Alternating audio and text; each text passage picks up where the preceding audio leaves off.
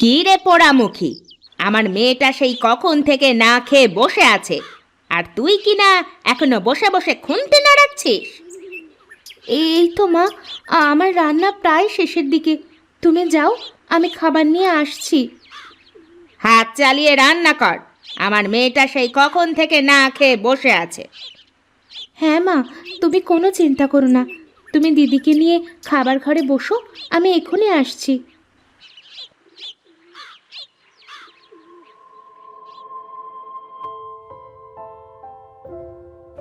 এই নাও মা, খাবার। শুধু খাবার দিলেই হবে? পানি আনবে কে শুনি? আমি আনছি মা, এক্ষুনি পানি। আসলে একসাথে ভাত তরকারি সব নিয়ে আসলাম তো, তাই পানি আনতে পারিনি।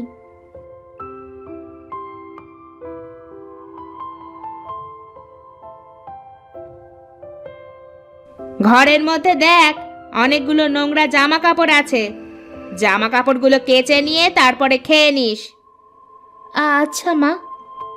ও আর হ্যাঁ, কাদের ওপর কিছু থালা বাসন রাখা আছে, থালা বাসনগুলো ধুয়ে দিস। ঠিক আছে মা।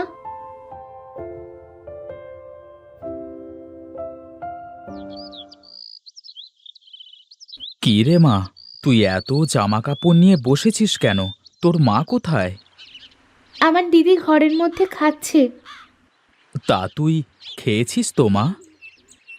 না বাবা, হাতের কাজগুলো সেরে তারপরে খাবো। কত বেলা হয়েছে দেখেছিস? এখন তুই না খেয়ে এত জামা কাপড় থালা বাসন নিয়ে বসেছিস কেন? আয়, খাবি আয়। না বাবা, আমার গা ভিজে গেছে। তুমি গিয়ে মায়ের সাথে খেয়ে নাও, আমি হাতের কাজগুলো শেষ করে তারপরে খেয়ে নেব। আচ্ছা, ঠিক আছে মা, তাড়াতাড়ি কাজ শেষ করে এসে খেয়ে নে।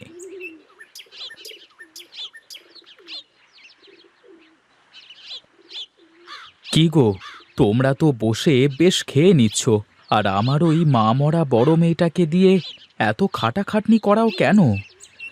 কি এত খাটাখাটনি করানো হয়েছে শুনি? দিয়েছি তো কয়টা কাপড় কাচতে আর একটু থালা বাসন ধুতে। তা তোমার আর কি কাজ শুনি? এতটুকু কাজ তো নিজেও করতে পারো। আমার ওইটুকু বাচ্চা মেয়েকে দিয়ে এত খাটাখাটনি করাও কেন? আচ্ছা, আমার বড় ভুল হয়ে গেছে। তুমি এখন কয়টা খেয়ে নাও, খাওয়া দাওয়া শেষ করে বাগান থেকে কিছু আম পেড়ে আনতে হবে। ওই দেখো, আমি তো ভুলিয়ে গিয়েছিলাম। হ্যাঁ হ্যাঁ, দাও দাও, কিছু খেতে দাও দেখি। খেয়ে দে চলো, বাগানে গিয়ে আম পাড়ি।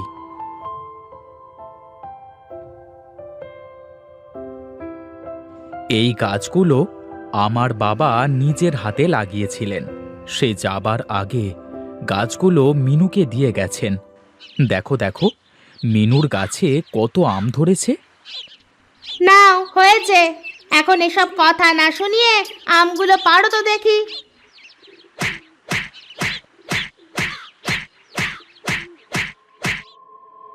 আমার মা মরা মেয়েটা আম খেতে খুব ভালোবাসে। আমগুলো বাড়ি নিয়ে গিয়ে ওকে কিছু আম কেটে খেতে দিও। হ্যাঁ, দেবো দেবো। এখন চলো, বাড়িতে চলো। তুমি আমের ঝাঁকাটা মাথায় করো, আর আমি ঠুসি দিচ্ছি।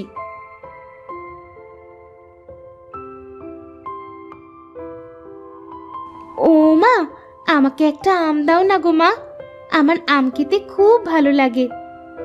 ওই দেখ, ঝুড়ির পাশে আম রাখা আছে, ওখান থেকে একটা আম নিয়ে যা এখান থেকে।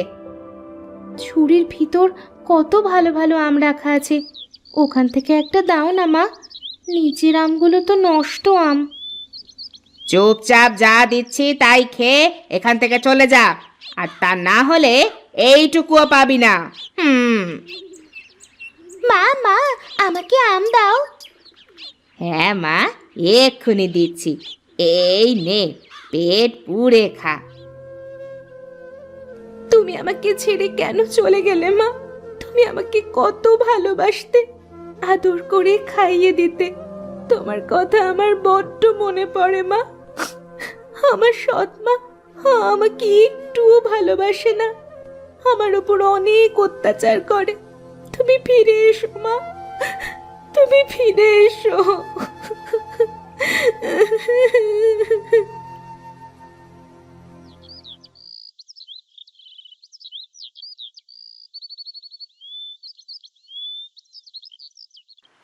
আমগুলো মেঝেতে এভাবে ছড়িয়ে রেখেছে কে? নিশ্চয়ই ওটা ওই পোড়ামুখো মিনুর কাজ।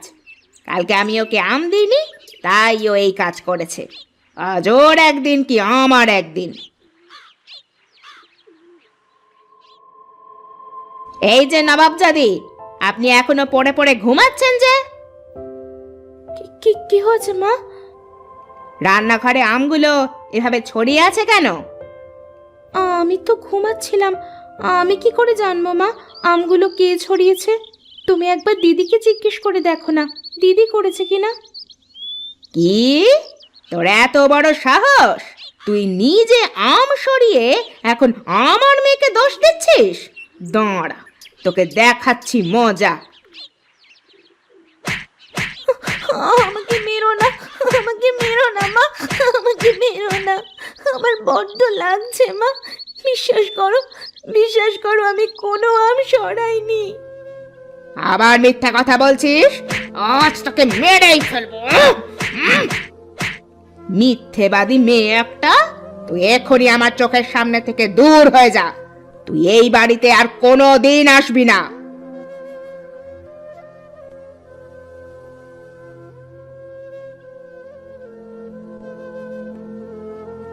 না, আমি আর হাঁটতে পারছি না।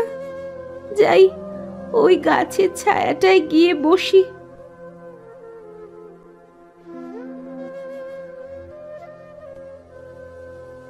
কি রে মা, তুই এখানে বসে কাঁদছিস কেন?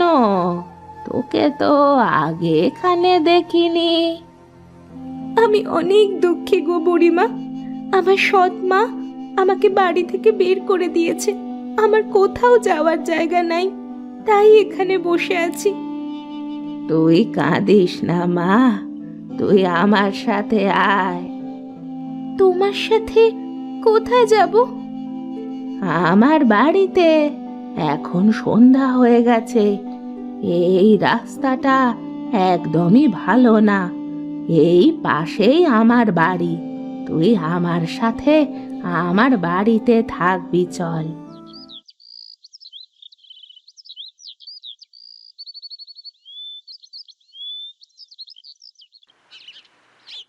তুই এখানে বস মা, আমি এখনই আসছি।